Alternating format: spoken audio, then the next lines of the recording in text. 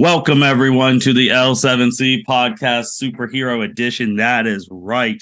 It has been a very long time, but we got a superhero podcast for you guys today. We're going to give you our thoughts on some things that have happened way after our last superhero pod. We're going to give you thoughts on Guardians of the Galaxy 3 that just came out, the MCU's direction. We're going to talk about James Gunn from a Marvel standpoint, a DC standpoint. We're going to talk about Zack Snyder and SnyderCon that happened at the end of last month in April. We're going to talk about the Writers Guild, some DC stuff, and we are, as a podcast, we're going to address the elephant in the room when it comes to the MCU at the end of the podcast in terms of Jonathan Majors. We got the captain with us, Mr. Byron Mitchell. How are you doing today, sir? Oh, I am ecstatic. It's superhero update day. I am ready. Let's go. Yes, sir. It has been a while, and are you going to tell you guys too? You're going to get two superhero updates in the month of May from us. You're going to get this one, and then you're going to get one 2 weeks later when we do a big thing about the Flash finale that is going to be happening. We're going to record the day after, so you're going to hear our raw reactions to that as well. Byron, let's start with a little thing before we do Guardians. Let's talk about Shazam 2 really, really quickly. That was the last time we did a superhero pod. And Shazam 2, it didn't get to the money that the people that DC and them wanted it to get to. And a lot of stuff came out with it, man. Like Zachary Levi, aka Shazam, who plays Shazam in this. The end credit scene got messed up because Dwayne did not want Black Adam to be in the end credit scene. I know you saw that, and then the end credit scene again was James Gunn's wife, who plays an agent in Amanda Waller's crew. But yeah, Black Adam, he denied him or any of the Justice Society of America popping in the end credit scene. Like, what are your thoughts on that? That is wild. That the character Black Adam that comes from the comics of Shazam not showing up in a Shazam movie. That is ass backwards to me. Like, I know The Rock is The Rock and does what he wants to do, but sometimes you have to play ball with other people, and he should have been in the end credits of Shazam 2 or had Shazam as a cameo in Black Adam somewhere. Yeah, it's kind of crazy how, like you said, your character was created from another character in terms of Dwayne, and him saying, I don't want him to be at the end credits of Shazam 2, or I don't want any of the Justice Society to be in Shazam 2's end credit scene, and going above that. That's a bad look, man. Like, it's a real bad look, because that's just like saying, oh, I don't want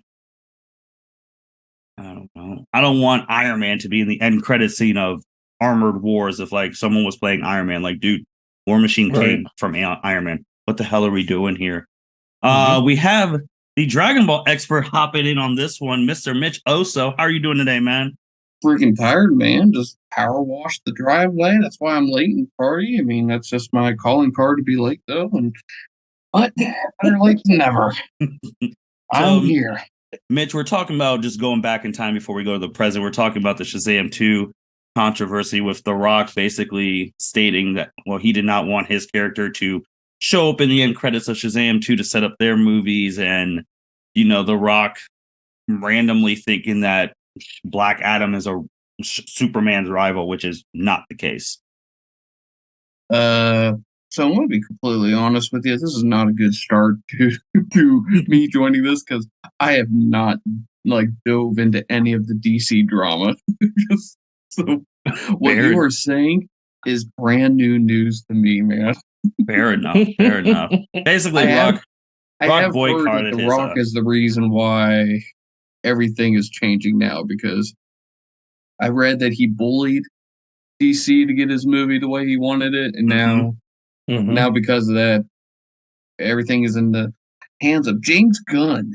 Yeah, see, well, you know just the gist of it. Yeah, pretty much. I mean, Roger's doing things his way, went above people's heads, and then when James Gunn and Shazam 1's director came into power, they quietly gave him the boot. And I would just say the last thing with The Rock, like, these are 3 franchises he's just messed up recently.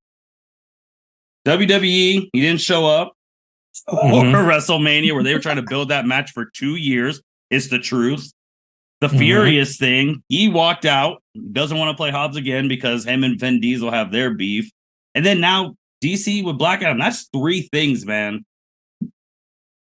That is so sad. He still has Jungle Cruise, though. Would you? Dwayne still has Jungle Cruise. He is perfectly fine. Well, his move, that Moana hasn't even been out for like 5 to 10 years, and they're already doing the live action. I feel like that was a publicity stunt. Maybe Dwayne is doing all this so that he can gear up for his presidential run next year. Jesus. But yeah, so that drama is done. Dwayne, it's just he needs to get it together. But fast forwarding to the present real quick, Guardians of the Galaxy 3 just came out this past Friday. It was the last Guardians movie, to our immediate knowledge, until maybe 5, 10, 20, whatever years from now, that has come out. It has done relatively well in the box office. Worldwide opened at 282 million global opening. So I've seen it. Byron has seen it. Mitch has seen it. Mitch actually saw it first out of the 3 of us. And we're just there are going to be some spoilers ahead just for people. So just talking about some of our favorite moments and what we think of the movie before we go to other topics. So Mitchell, what'd you think of the movie, man? As how do I want to? I don't know how I want to like tackle this. Like from like trying to be professional and I am not professional, or personally. I think personally will just be a better way to start. Probably for me, like 2 days after seeing it, I would like to say that it might be my favorite Guardians movie. And I want to put it at least in the top 10 of the MCU movies. All of them, not including television series. And you mean excluding the Avengers movies too, right? Well, top 10 if you include the Avengers movies. I would like, just without seeing the list of all the movies, for refreshers, I would almost probably put it top 5 for me in terms of like my enjoyment level. Okay. I will say we can elaborate more on this later in the podcast, but I ponder if the Guardians trilogy is the best trilogy in the MCU, not including the Avengers. I will compare the trilogies that I think would compete with it, or maybe are better than it. Again, not shoving my thoughts down your throat. Cap's trilogy and Tom Holland's Spider-Man. Those are the trilogies I would put that in the same tier list. Now, I guess if you want to include Tobey Maguire's trilogy, you can do that too, since I guess that is now technically MCU, so might as well count it. But I guess I don't know. It's a stretch. It's an honorary mention. That's fair. That's fair. No, I think that this movie was fantastic, and in terms of the problems that I was having with the MCU since Endgame is that I felt like I had a lot of hype and a little high expectations, which maybe for all the MCU movies that have come out, and maybe Endgame is the consequence of that because of how magnificent it was. But I would say since Endgame, this and Far From Home have to be the top 2 MCU movies that I can think of. Not saying all of them were bad. Like, I enjoyed Wakanda, Black Panther, but I'd put Guardians over Black Panther 2, for example. When you say Far From Home, are you also talking about No Way Home too? No Way Home. If I misspoke, yeah, because Far From Home was the second Spider-Man movie where his identity got revealed, and then No Way Home's the one with Tobey and Andrew. Let's actually stay where you're at, Mitch, because I like where you brought it. So then we'll just kick it to Byron. How did you feel about Guardians three and some of Mitch's points that have also been said between you and I that about some of the stuff post Endgame. I very much enjoyed Guardians of the Galaxy 3. I think it was a well done movie, satisfying end to the Guardians trilogy. Like the character work, their growth, the cinematography, like the music throughout was just magnificent. I would probably give it like 9 out of 10, pushing 10 out of 10. It was emotional. I did cry at least twice during that movie. Here's a spoiler alert for everyone, and I'm going to go off this because Byron, I'm going to defend you because Kayla and I, we got teary eyed a lot of that. If you love animals, there was a lot of things that might strike you in terms of the theme of like Rocket's history of animal violence and cruelty. I mean, that stuff hits you pretty hard, and then add personalities to Rocket and his friends, like being like children. Yeah, I mean, I'm with you, man. It was gut wrenching. It was good storytelling. I mean, it made you hate the High Evolutionary, but which is I think what you need now because we haven't because these past villains they've tried to make you feel sympathetic towards them, and like just to have a villain again, like, dude, I hate you, I want you out. Like, I think they needed that. Yeah, to tell Rocket's backstory, and to get a satisfying villain, and you needed to hate the High Evolutionary.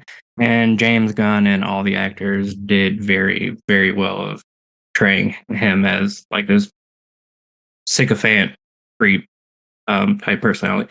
The actor who played the High Evolutionary just did an amazing job as a villain.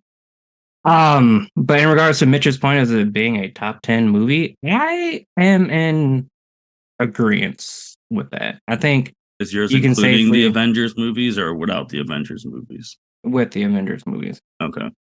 I think it's safe to say that it is a top 10 MCU movie. I think since Endgame, I would put it top 3 with No Way Home. Here, do you want me to give you the list? You want me to give you the list real quick of Phase 4 movies? I have it pulled up here, and then that'll allow you just to kind of the multiverse saga. Yeah, the multiverse saga. So this is what we got for films, right? Black Widow. Too little, too late. That was its only problem. Yeah. We have Shang-Chi. Whoever directed that needs to direct any live-action anime movie for the rest of their lives. Yes. Okay, get your barf bags. Eternals. Had a lot of promise, but it did not execute right. I mean, I like the Judge, dude. He's real. Yes. Arshima. Eternals should have been a television series. I could see that. I could see that. Yeah, I could see that. I didn't hate it. I just thought there was too much jammed in. Like there was a whole bunch of characters that if I didn't know like just ancient history, like I would not have known. Like I knew the names of the people. I didn't know who the names belonged to. That's a really good point because I would also say too, like their second trailer is the one that got me hyped for the movie, where like the love interest of Siri or whatever her name is, who was dating fake Superman back in the day or whatever, and he's like, "Why didn't you guys help against Thanos?" And I was like, "Yes, please tell us that you guys have been here all these years and didn't help us against Thanos." And they're like, "Oh, we were forbidden." And then he was like, "By who?" And then you see Arshima. I'm like, "Y'all been here for all these years and didn't help one freaking bit." That's kind of bad. Like that's kind of bad. Angela Jolie she was cool and she was whooping ass. She was good. But they killed my favorite character, so fuck them. In regards to your convoluted, like I think it definitely would have been done very well as a TV show because like some of the pacing in the movie and them jumping like to their past, it kind of just befuddled things a little bit. So I think it being a TV show, they could have done that way, way, way better. Agreed. Next movie was Spider-Man, and then next one after that, Doctor Strange. They suffered from everyone hyping that movie way too much. Yeah, movie was overhyped. I mean, Goku was supposed to be in it, so and you know all the theories and like predictions or what people's wish list, like most of that shit did not come true for Doctor Strange. So therefore, 90%. I would say 98%. The only thing that came true was John being Mr. Fantastic. Oh, John Krasinski, yes, Mr. Fantastic. Next movie though, Thor, and then Black Panther. Yeah, I feel like Thor's one. I mean, it was weird because we all thought the original Thor was gonna die, not the new one. But I just feel like it was too. You have a God Butcher. That's Waikiki should have made that more like scary and ominous, not like all campy. You see, the one thing that I liked about Guardians was, and this is what a lot of the MCU movies that people will say is an issue, is that there's too much funny and there's not enough serious, or the serious moments are undermined because of like levels of comedy. Like if you watch Thor, Love and Thunder is like the epitome of that. When at the end of the movie there, before Thor goes to fight Gore at the end there, when Jane is in the hospital dying of cancer. Like, you don't need to have Thor like pondering how to cope with that by breaking a vending machine to get snacks and candy. Just like keep that tone right there of how hard that situation is, because that situation can be relatable to a lot of people. But the animal cruelty, I mean, everyone loves John Wick because John gets revenge on the guys who killed his dog. Like, I mean, people connect to animals significant. But with Guardians, I thought when it was supposed to be funny, it was funny. Whenever it was supposed to be heartfelt, touching, that's what it was. And then whenever it was brutal, that's what it was. And there was a good transition on that. That's probably the reason why I hold it in such high regard. I think also with Guardians, the thing that it benefited the most from besides Black Panther, that they've had the same director and cast for the whole movie, for all three movies. So it's like most of this Phase 4 stuff have been different directors with whoever their cast is assigned. Like besides Black Panther, with Coogler being the director and 99.9% of the original cast, rest in peace, Chadwick Boseman. But Guardians has had the same director since day one, the same crew. No one has left. And so I think those people are dedicated to James Gunn. Like, go and look at the Suicide Squad. How many people were in Guardians, and went over there, like to his movie on that, and you'll probably see a lot more people joining the DCU acronym is now, just because Gunn has a lot of control now with it.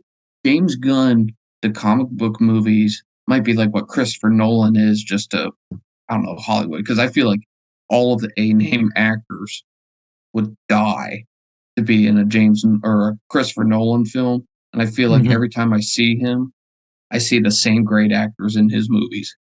Oh yeah, I mean his nuclear bomb movie. Oppenheimer. I mean, the main Oppenheimer. character, the main character is Scarecrow. Yep. But he was in Inception. He was in. I'm trying to think, because Christopher Nolan does so few movies that are so great. Like, I'm just trying to think of the other ones, but But also too with the Guardian, like Byron said, I think it was a satisfying end. I think my favorite scene is actually probably the final fight in the hallway where they showcase every person's skills. I think that was really cool. I think I know he mentioned it a little bit, but I've been saying this to Mitch for years. I wanted Star-Lord to dive in more about that decision he made that cost them everything at that point in time. He brought it up a little bit. He's like, yeah, and when he was talking, when they were in the elevator with him, Gamora, Nebula, and the other lady, and he's like, oh yeah, and then like this happened, her dad threw off a magic cliff, and then I almost cost us half the universe because I still want him to dive a little bit more and like You're like, hey, I messed this up. I apologize. Mhm. But It is nice that they at least acknowledge that. yes. You know what I mean? Yeah. Because, um, fake Joe Russo, not Anthony and Joe Russo. There's another guy on Twitter and in the comic book world named Joe Russo who, everyone brings this up. It's not necessarily Joe that did it, but like you got a freaking skeleton of a Eternal on Earth, and no one talks about that at all. But at least Yeah. now we can reference a previous movie with Quill bringing that up. Mitch, what was your favorite scene in the movie?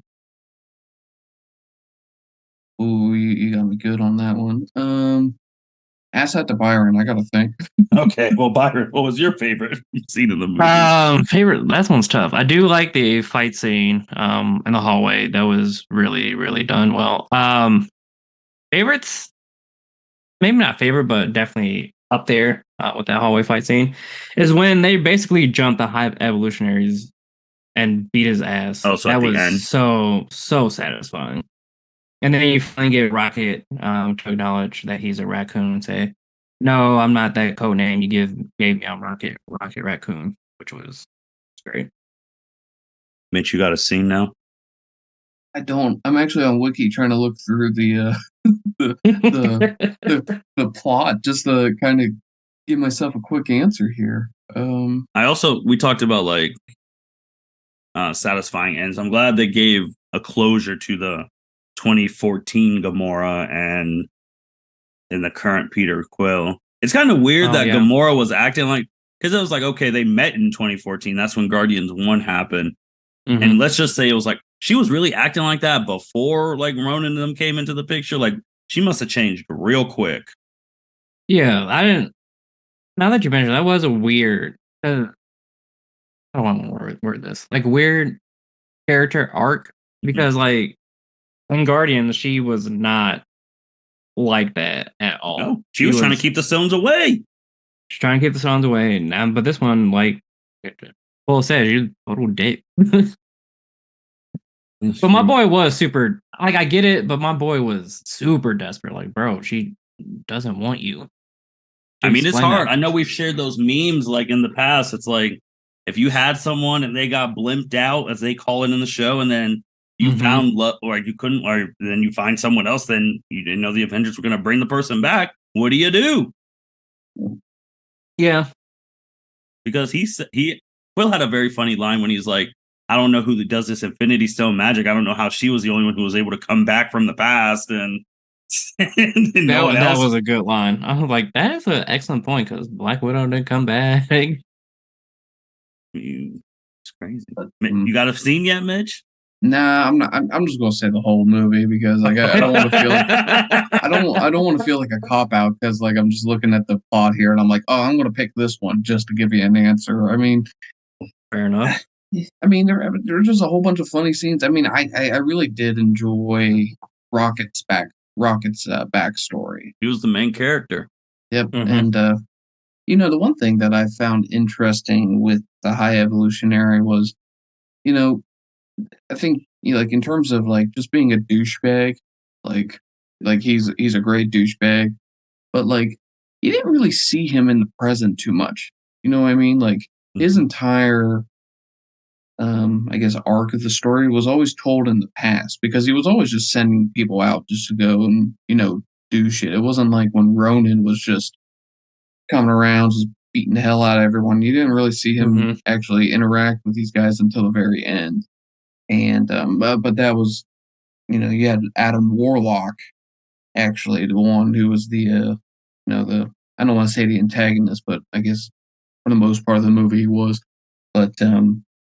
But no, I enjoyed that the movie gave everyone their closures. Like we just mentioned that we had Quill and Gamora there, and Rocket and his story, but we also have it with Drax.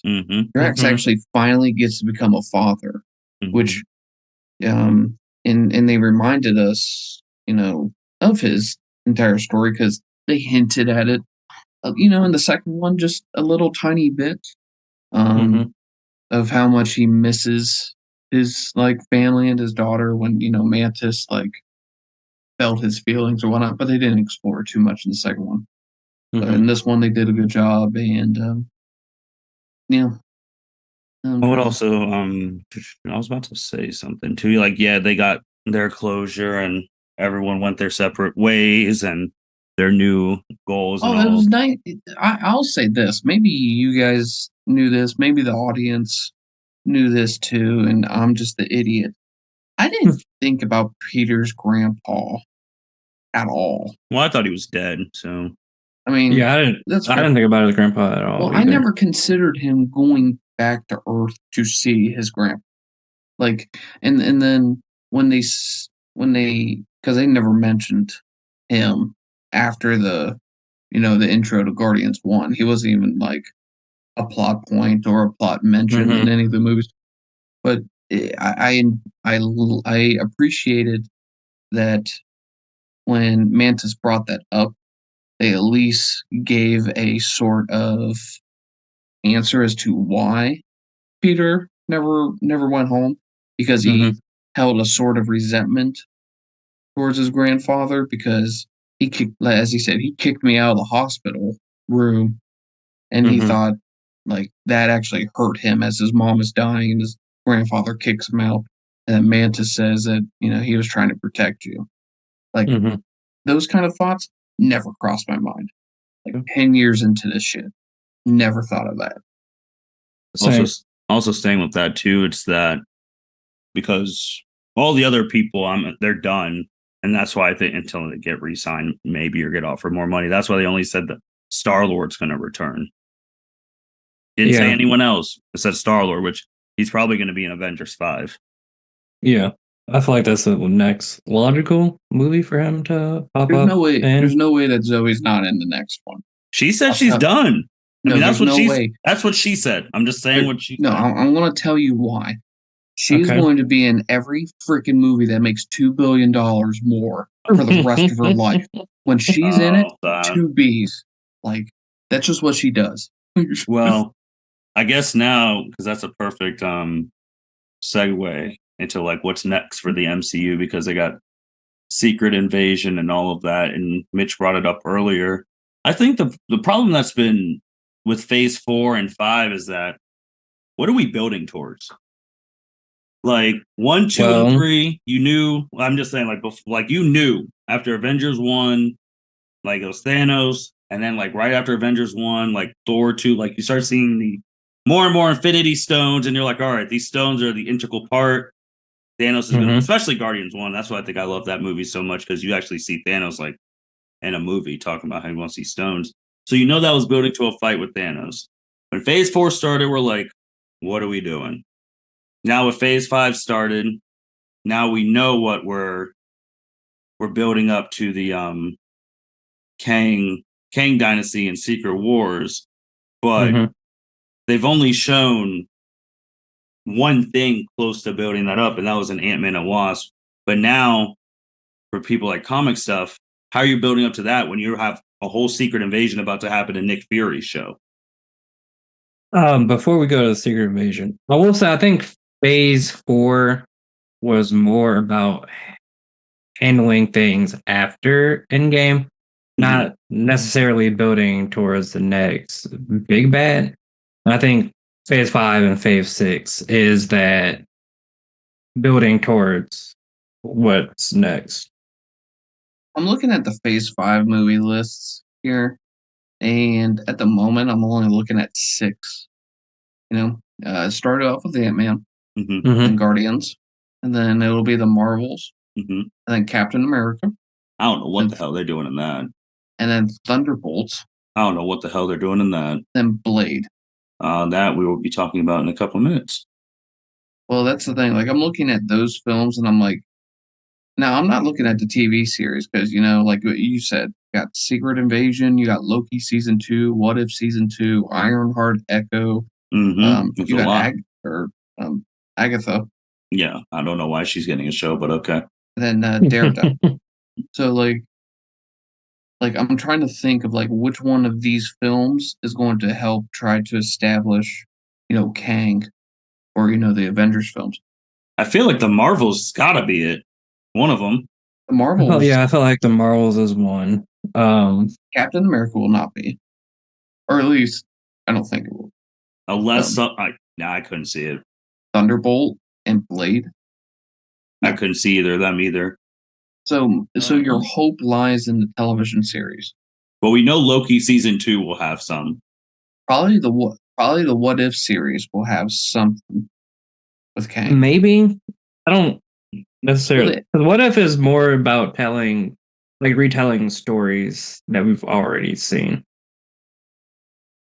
So I don't know if What If season 2 will do anything with that. It would be interesting if they do, but I definitely know Loki season 2 will. Because at the end of Loki season 1, they introduce the What Ifs are all alternate realities, though. Yeah.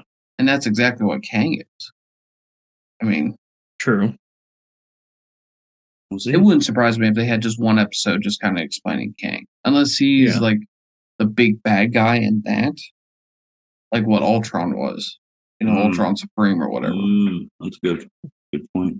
We'll see. We'll see on that. And also we keep bringing up Kang. We still got other stuff to talk about on the podcast, but like I said in the intro, the last thing we are going to talk about is what are our thoughts on Jonathan? That'll be the last thing, but we still got some stuff that we got to get to before we talk about that.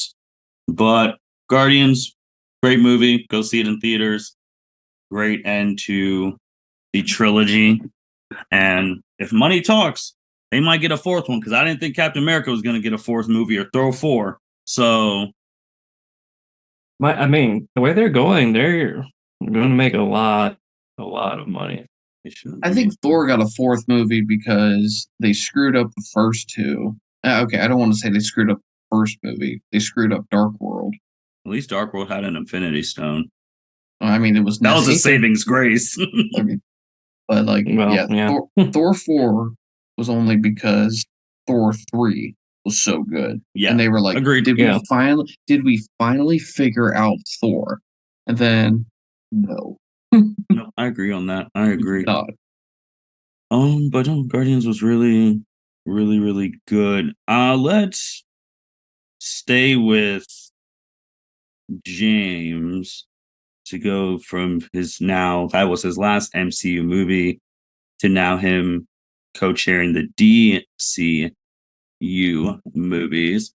And his first one is going to be Superman.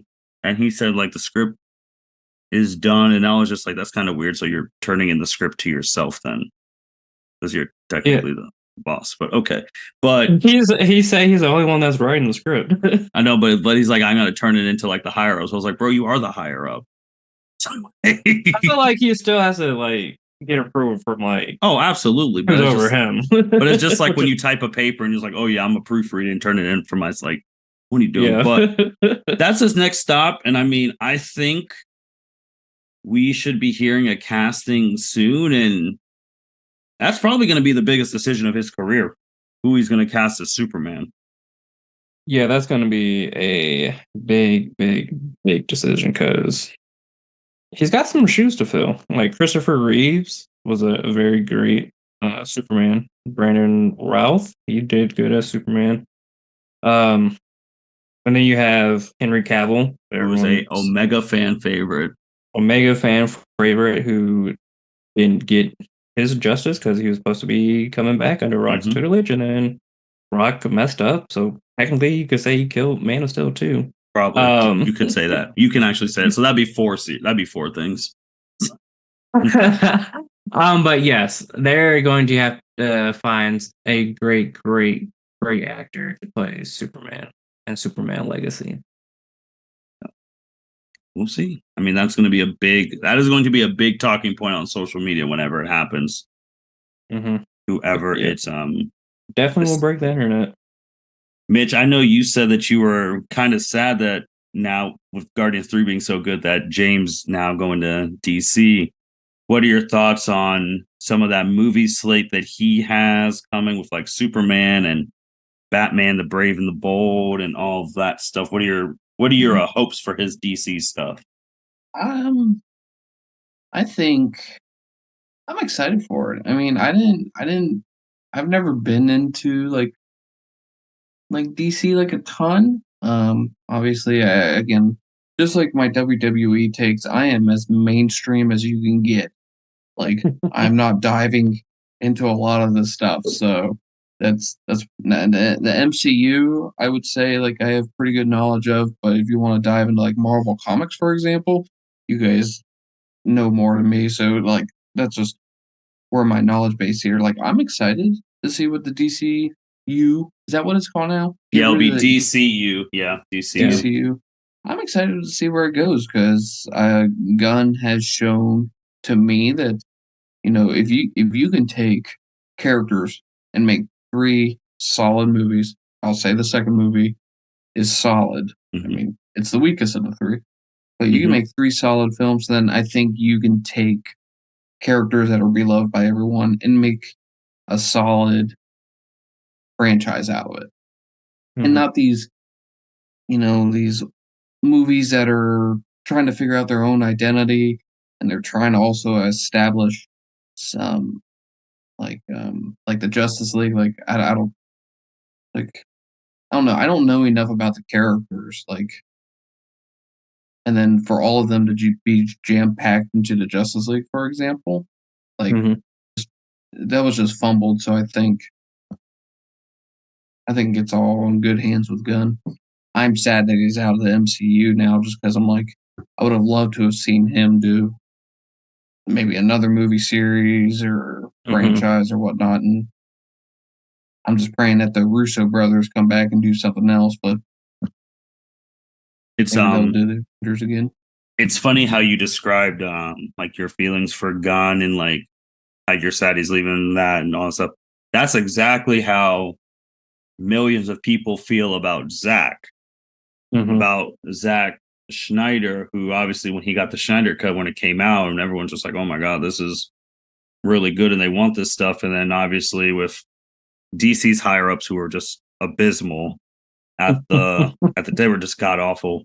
I mean, he still has a lot of support. Like Zach, he just had his full circle event where he was raising money for, I believe, a suicide. Since Mitch brought up Justice League, just again for people to know, like Zach had to leave Justice League because his daughter committed suicide. Mhm. So then it went to Josh Whedon. And then you guys know that whole story. We find out Josh Whedon is trash, and we have not heard from him ever since. But it's weird because people were really starting to like the casting choices, and I think that's what Gunn is going to face, especially with like who he picks as Superman. That's going to be hit with stuff. Who he picks as his Batman is going to destroy the planet. I mean, Yes. it is what it is. That is going to come with, and I know he knows it, but that's going to come with hell. No matter who he picks, there's never like a clear consensus unless you give him the role. I mean, the past three is just like, maybe like Ben Affleck. It was like, oh, what the hell? Then there's a lot of people who consider him the best of all time. And then there's Robert Pattinson, who gets to be in his Mhm. Elseworlds, and he he's been considered a very good Batman, and people are excited for his stuff. So I I'm think, ex- I'm excited. The one thing I'll say about with just DC movies is that while Gunn is, going to start laying this foundation for a universe, Mhm. I'm glad that like Roberts, like Batman, is still getting his chance to you know, and continue moving forward with that storyline. And Joker, it's Mhm. going to get its sequel, and like these like films are not getting canned.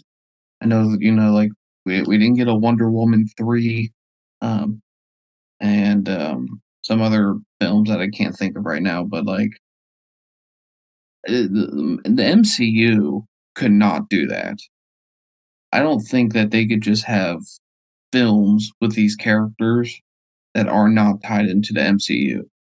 But for some odd reason, I just feel like DC can do that, and it's like perfectly fine. I don't. well, I mean, DC is, I mean, throughout history, they've emphasized their multiverse better than any other comic Mhm. like industry. I mean, like this Marvel now doing like their multiverse stuff, like you said, they would never do like multiversal stuff like this, because even with DC with like Ezra Miller being like the Flash and like the movie and his movie coming out in June, and it's like having Ben Affleck and Michael Keaton both in that movie, and then like having the Flash on TV who's ending his run after like 10 years. So it's like they do multiverse better. I mean, that's what they I mean, that's what, since Crisis on Infinite Earths, that comic that came out by Mark Wolfman, I mean, they just do, they dive into it more than Marvel's main continuity. Yeah. So it's just is what it is. But it'll be interesting. I mean, his big decisions going. I mean, we won't talk about Flash because it's not out for another month, but that movie is going to be, the trailers are really good. I mean, the trailers are fire. You have Michael Keaton and Ben Affleck in it. It's going to make a lot of money. Yeah. I just hope it's done well, because usually if a DC movie has a good trailer, that means the movie's probably not that good. We'll see. We'll see. But who knows? Maybe. Well, I think that movie's done. Who knows what Marvel and DC stuff or anything's going to get done, because for people not paying attention, Writers Guild's on strike, and they have already affected a lot of projects coming out. Loki's already been affected. Daredevil has been affected. So, obviously, when you go on strike, that means you're fighting for something. And if this, what are they fighting about? Is it artificial intelligence? Well, it's two things. One is they're not getting, I guess, a portion of like streaming services sales, because the last time they did their NBA streaming services weren't as what's the word I'm looking for? Important, or as in high demand now as they were back 3 years ago. They do their NBA every 3 years. So 3 years ago, streaming services weren't as booming as they are now. So they want revenue from streaming services. And then for AI, so like Chat GPT, they only want it as like a backup instead of replacing the writers. So that's like their two main issues with the writer strike now. I'm 100% with them. Same. I mean, it's a lot of work writing this shit, man. It's and especially like you're with these people and like you're putting all that time and effort. And sure, if like you put it into the chat, whatever the hell that thing is called, it'll just spit out something, but it's like not the same. Yeah. Because no, I mean, these things are on strike. So more power to them. I've seen some superhero actors and actresses out there with them. So they got to figure that out. Yeah, because I was reading up on it, and the last time I went on strike was 2007, 2008 for like 3 months, and like the total cost, it affected like 1.7 billion in like revenue. So if they don't figure it out soon, they're gonna lose a lot of money by the writers being on strike. And you know, from the Marvels, you know Kevin Feige is not going to be happy if these things get pushed back. Oh no, because he's already pushed the Marvels back, because they were supposed to come out in July, I think, but now they're being pushed back to November. Yeah, Daredevil being affected, the Blade movie, and they're not supposed to come out until next year. So a lot of Marvel projects are being affected by this writer strike. Why do I feel like there's a point where that Blade movie might never get made?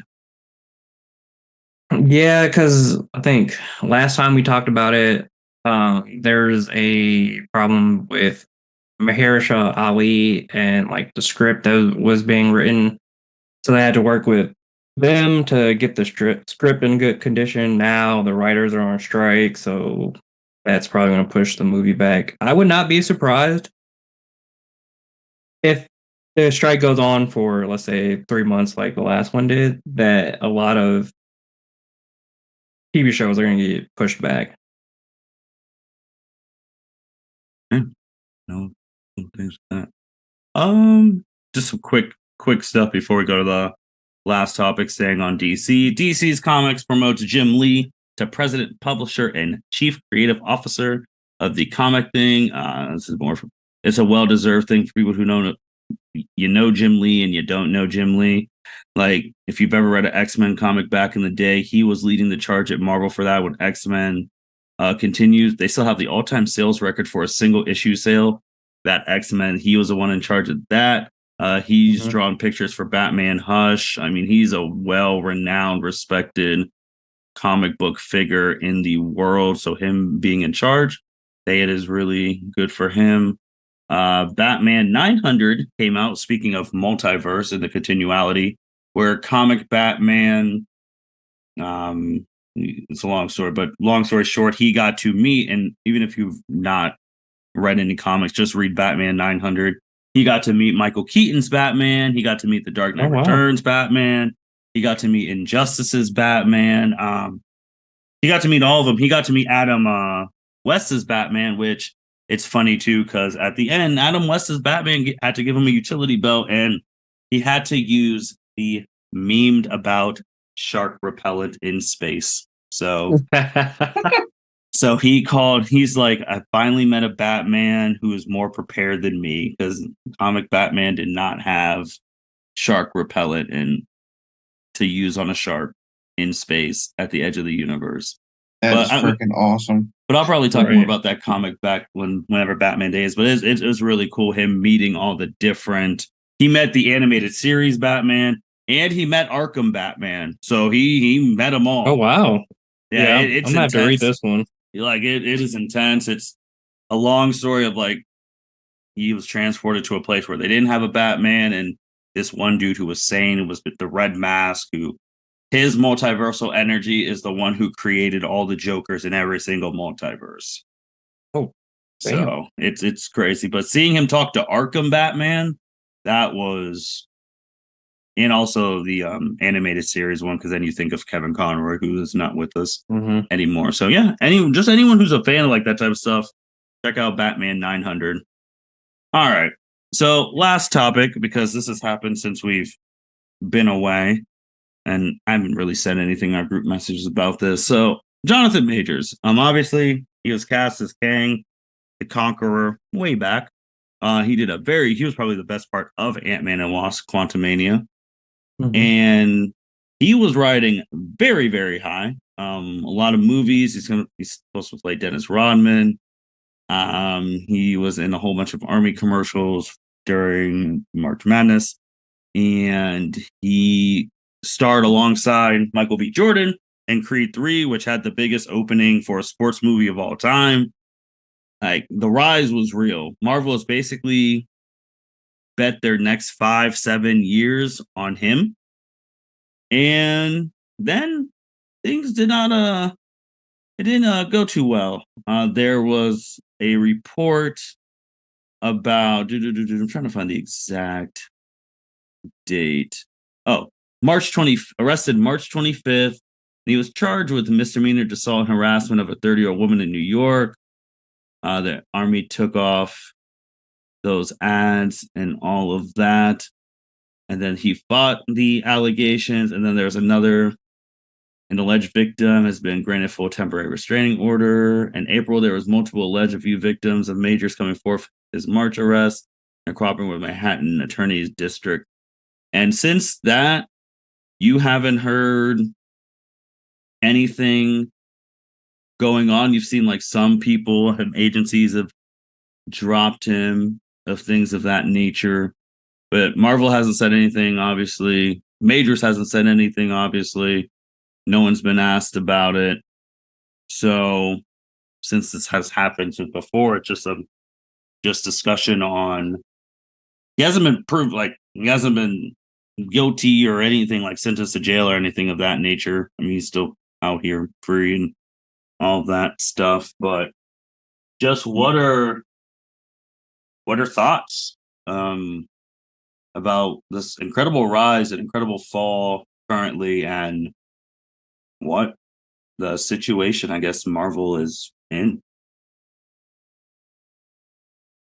Oh, and on a side note, Brock Lesnar just showed up and beat the dog shit out of Cody Rhodes for wrestling fans. Brock Lesnar's on TV right now? Well, he's about Mitchell's to be about off. to get off. Well, he's about to be off now, I but just care about the music. well, he's past the music. But yeah, this is why I wanted to make this one because I feel like this is going to be a longer topic. But like his rise has been amazing. Like you say, he's been in so much stuff. He's been obviously Marvel, MCU, Creed 3, that movie about the airplanes, him being that black pilot, can't think of the name right now. He was on this Netflix movie called The Harder They Fall, I believe it was called. About the Black Cowboys movies, which was excellent. He was on a Showtime show that got canceled after one season, but the show, he was amazing. Like he has done amazing work in all the things he's acted in, and it just sucks that this was a part of him. Like when it first came out, I was like, maybe he didn't do it.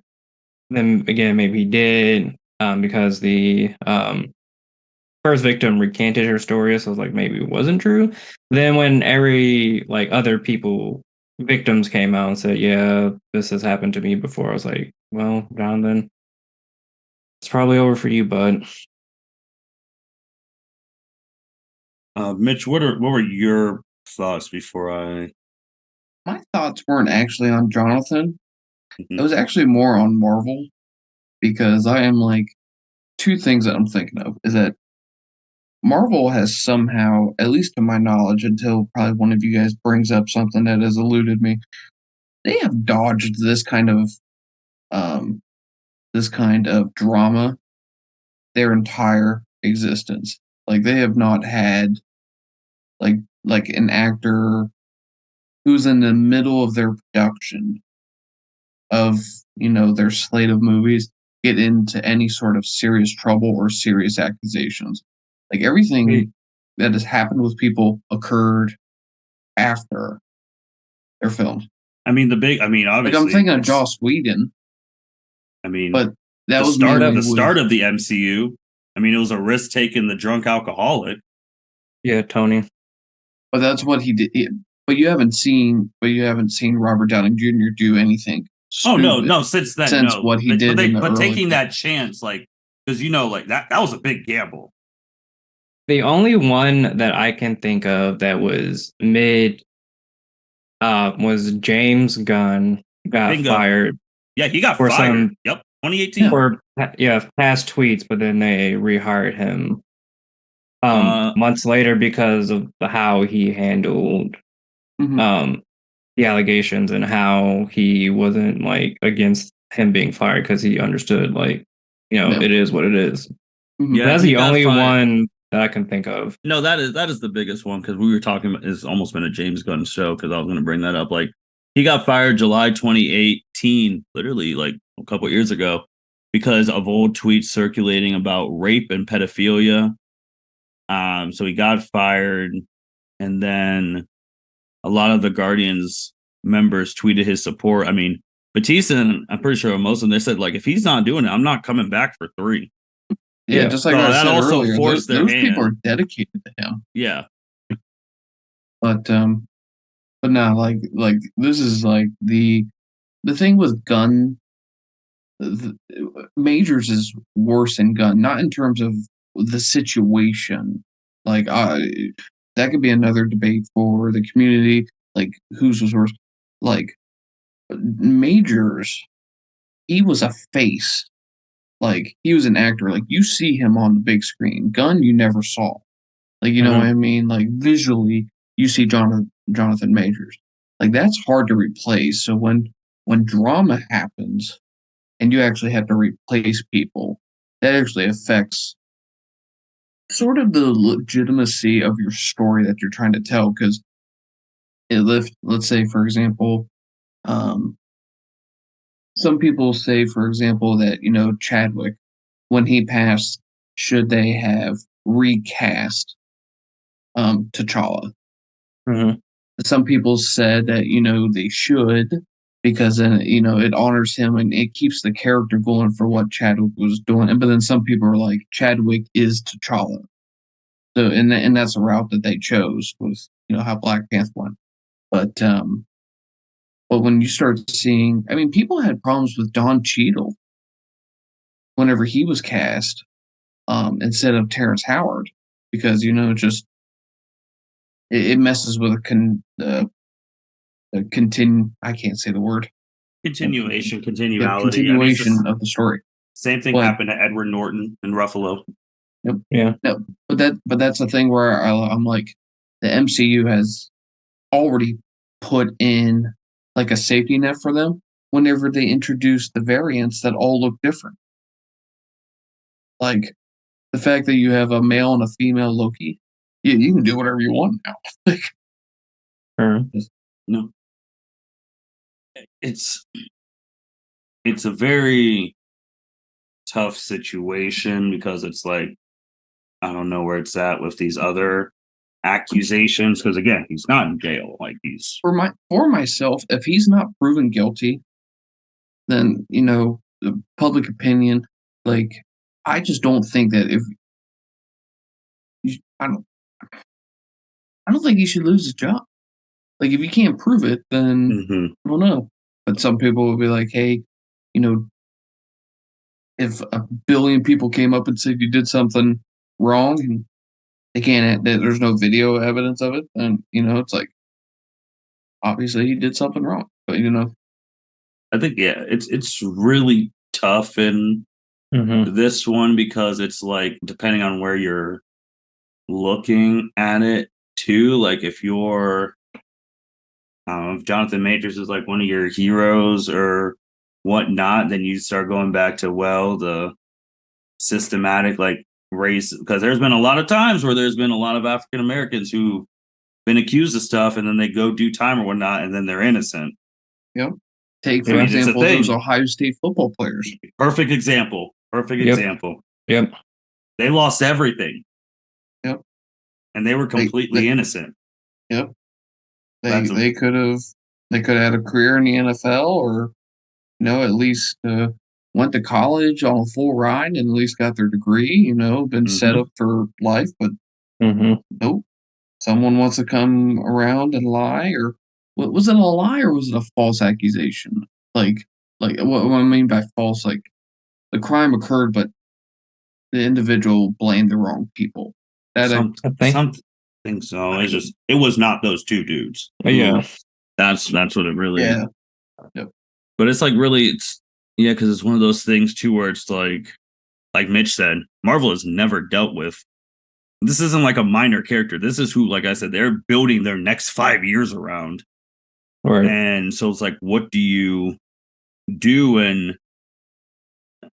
obviously with Disney and all that stuff, I mean, the climate. I mean, this isn't a political podcast, but the climate of Disney. I mean, they're more of like that leaning that way, left or whatever. But you've seen what DC has done because they've had two of recent memory, Amber Heard and Ezra Miller. Ezra Miller was out here acting a damn fool, and his movie's one of the most anticipated movies of the year. And is getting rave reviews from critics already. Yeah.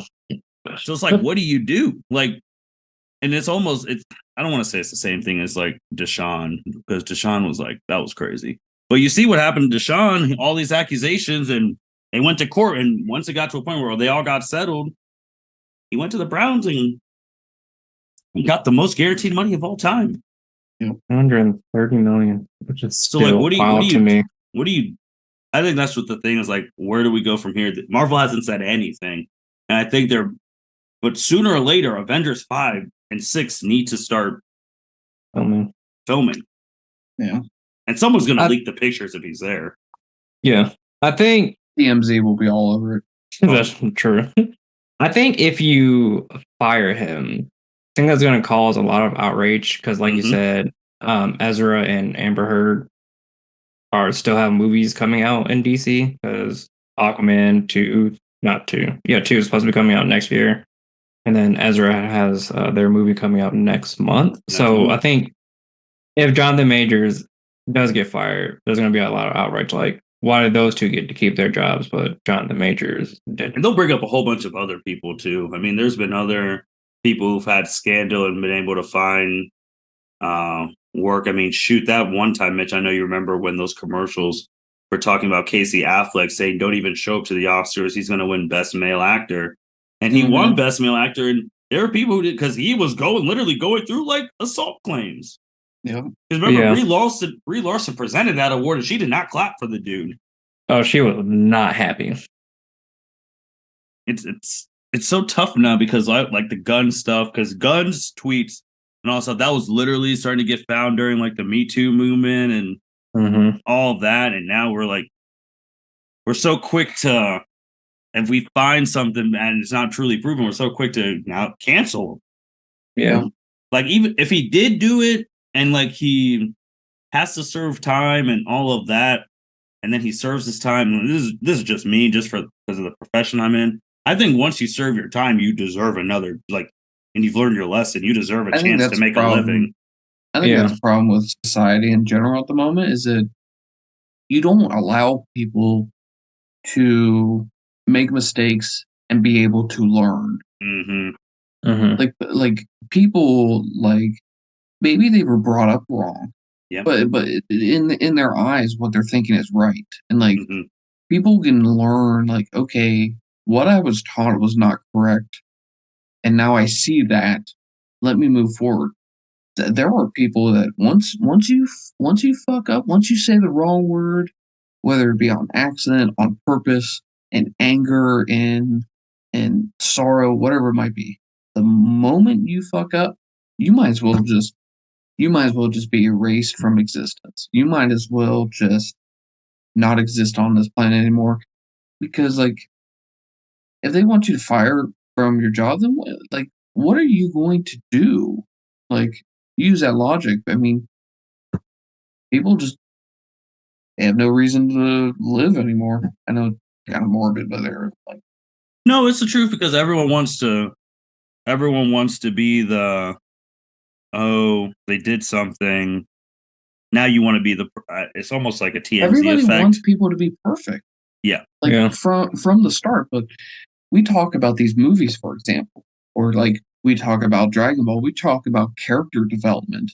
Like we're all about a story arc in our fiction, but in real life, like we don't allow anyone for personal growth.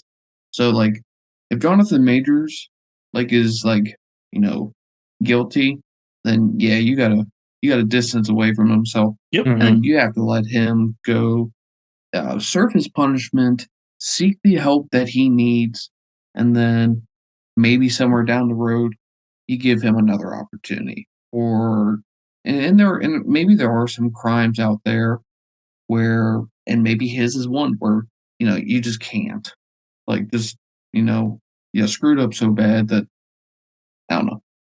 But I think it's also weird to see too, from our, even though he looks a lot older, he's like in our age range. He's 33. So you're saying that like 1989. Wow. So you're saying that I am. like he's gonna, if Lou, not like Mitch said, not exist for potentially the next 50 years. Yeah. That's crazy. But no, what was I going to say? I was going to say something. I forget. Yeah, that's the thing with James Gunn. Like he said all that shit. He put it on Twitter, and like, let the man grow and learn. Unfortunately, that's what they did, and I think he seems to have responded pretty well with that. And I mean, I played a lot of online video games back in middle school. I heard it all. Like, everyone makes the joke. Have you ever been in a Modern Warfare, Call of Duty like game lobby? You hear it all. Like, I mean, if all of those people that said the nasty things that we're like, if everybody got canceled for that, they didn't have a job doing anything, unemployment would be really freaking high. Let me tell you. Just think recently, like, Will Smith got banned from the Oscars for 10 years for that slap. And once that 10 years is done, then you Well, I just don't move think it should have on. been 10 years. That's a whole other. I mean, 10 that's a 10 long years. time. Well, 10 years is for one crazy for an slap, event that's one night a Yeah. year. Yeah. That's like he is punished for 10 days if you think about it. And the thing is That's true. that event is 4 hours long. I'm sorry, that's not really a punishment. Sitting there for 4 hours is a punishment. I forget what comedian it was. They said Will Smith should host the Oscars. That's a punishment.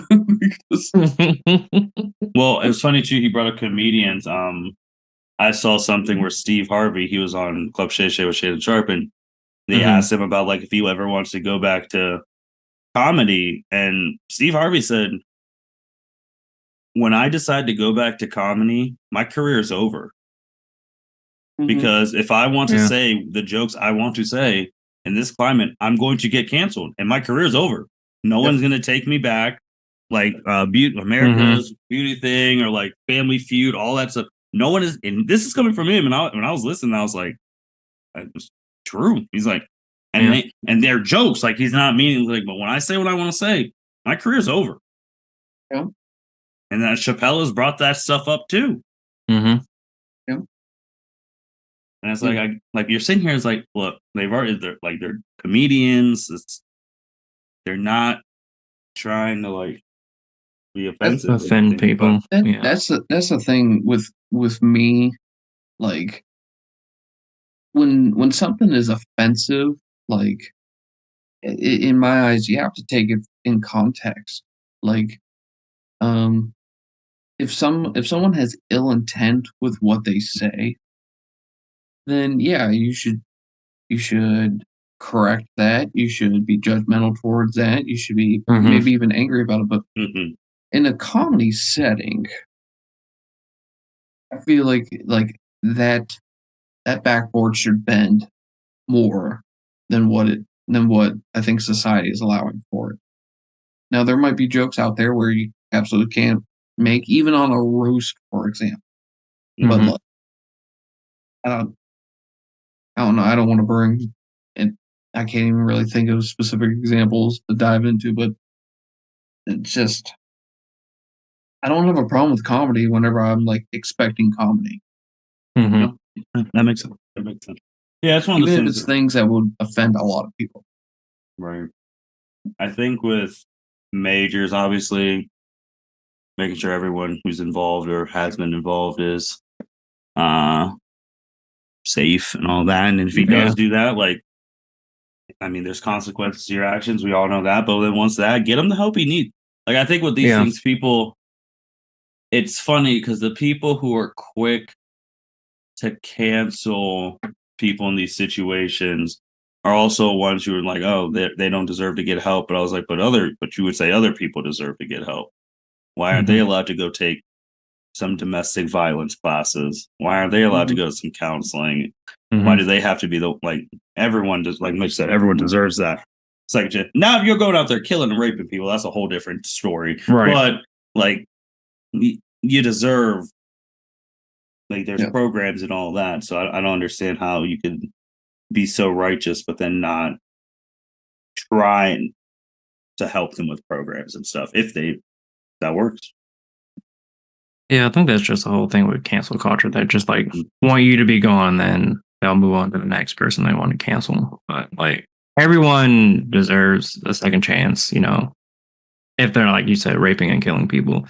And they also deserve to get the help that they need. It's like Mitch said, that person's life ain't over unless they take their life. Like, he's already, like, he's in theory, and he's in a lot better shape than all three of us. He has like 50, 60 years left. Yeah. I mean, and he has a kid. So what? So you're just gonna cut the kid's way of not being able to live? Like, they need to eat too. It's funny. That's this was the NFL. They wouldn't even blink a second. I was like, we don't give a shit. He makes us money. That's why the NFL has no moral. And that's why they're richer than anyone else. That's why they're rich. You know, like what Justin said, I mean, you got to protect that shield. Well, that shield holds a lot of people behind it. And, you know, they make a lot of money whenever their faces aren't showing. That is true. But, I mean, sooner or later, it's 2023. It's the middle of spring, gonna be summer. They're gonna have to start filming that movie soon, and we're gonna know what choice they make.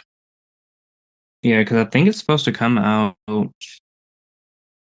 August of next year, like the first Avengers. Mm-hmm. And it's got to make some money because I just saw like the estimated budget is.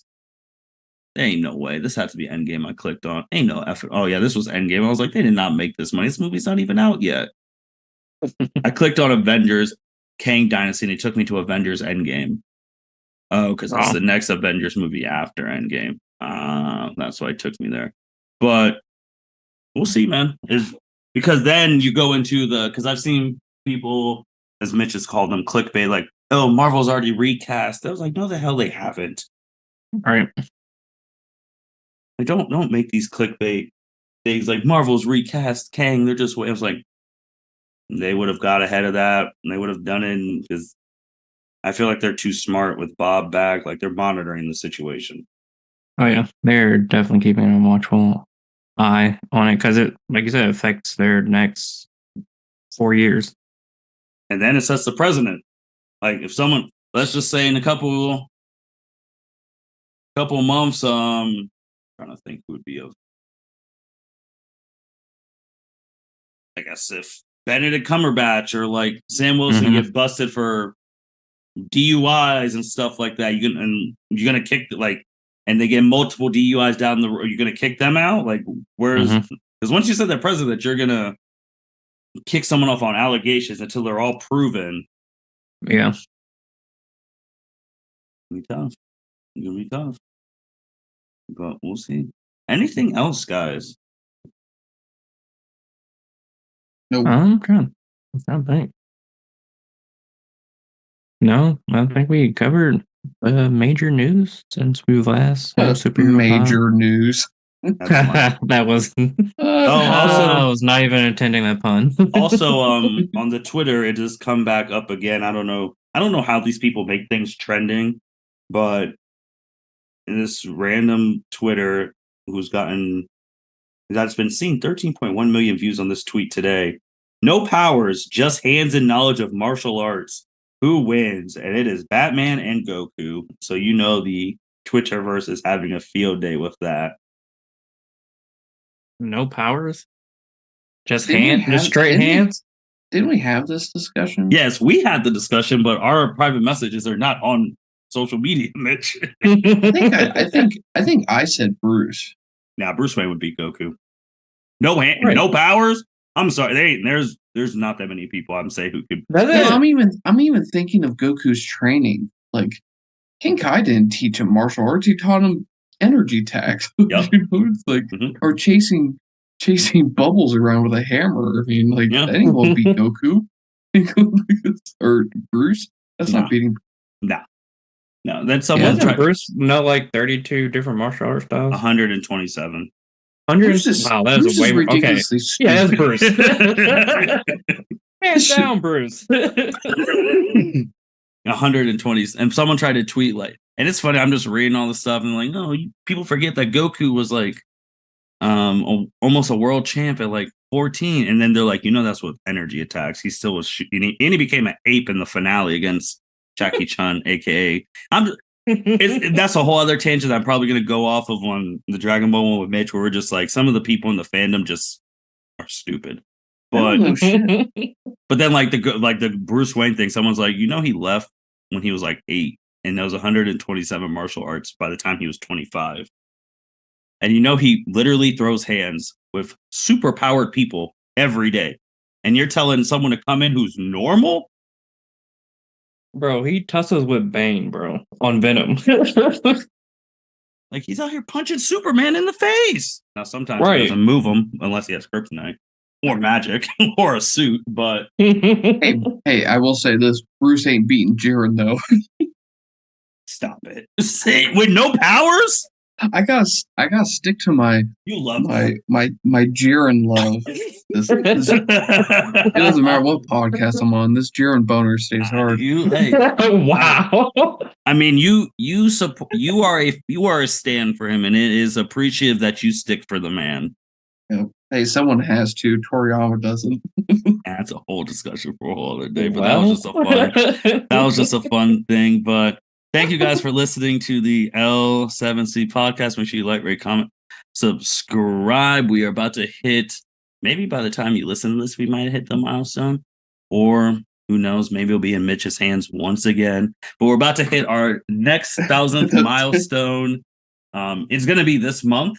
It should be this month or early next month. So by the time you listen to this might be the episode, or again, it might just be Mitch and Dragon Ball who takes us over the hump again. But we're about to hit 6,000. So, and that's way ahead of schedule because we were just at 5,000 in February, and now we're about to be at 6,000 in potentially May. So thank you guys for all the listens. We greatly appreciate it. And with that being said, L7C signing out. Thank you for listening to this episode of the L7C podcast. Be sure to like, rate, review, and subscribe to the channel. Follow us on all social media platforms, and we'll be talking to you guys soon. Take care.